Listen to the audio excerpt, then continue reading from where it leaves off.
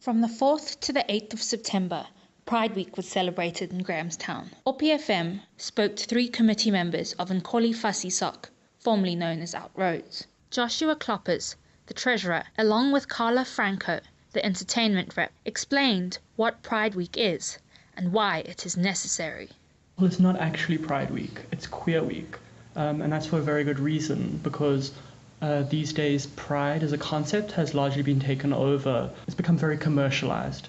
And because it's become very commercialized and it's into the mainstream, it's also become very white, it's become very confining in a lot of ways, and it misses the intersectionality that queerness is supposed to encompass. So it was not Pride Week, it was Queer Week, and Queer Week was about a celebration of queerness. It's about saying we're here, we're proud of who we are, and we're not going to let you judge us, and we're going to be visible. We live in a society that still very much marginalizes queer bodies.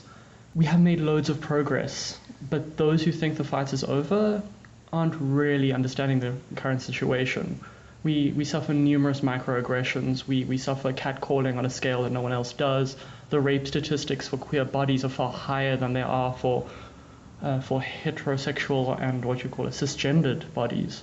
So this community is a community that is still in very many ways marginalized, and their identities need to be expressed and come to terms with.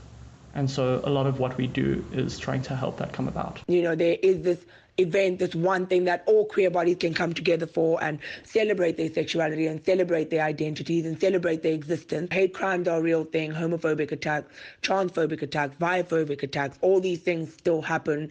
So it is something that, you know, people are cautious of when thinking of participating in these very public events. We noticed that the Pride Walk this year had a much smaller turnout than last year, and people are normally quite hesitant to do that, but it is something that we do feel will improve, hopefully, as people become more accepting and more open to these ideas. The goal this year for this Pride Week was to really try and find a balance between social and activism. Sheldon Dolph, the head of the society, had this to say on the events that were held, including the society's name change. It was just for me a very important symbolic gesture, changing the name. The name has changed to Nkollie-Fassie Society. It's named after Simon Nkollie and Brenda Fassie.